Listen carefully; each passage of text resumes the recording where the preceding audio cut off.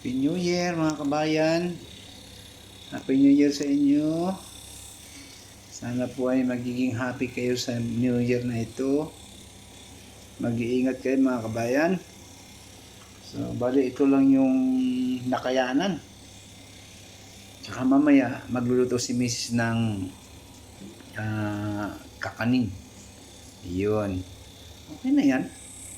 Importante makaraos yung ano natin. Huwag na masyadong magarbo kasi alam mo naman sa panahon ngayon mahirap ang buhay. Tama lang yan. Yan. O diba? Ayos na yan mga kabayan. Ay maraming salamat nga pala dun sa mga followers ko na laging sumusuporta sa akin. Maraming salamat po sa inyong lahat. Anay pagpalain kayo ng Panginoong Diyos. Mag-ingat po kayo palagi kung saan man kayo ngayon. Sa ibang bansa man kayo, ingat. Okay. Yan mga kabayan. Tapos, babalik ko na sa loob yan. Yan. Dito.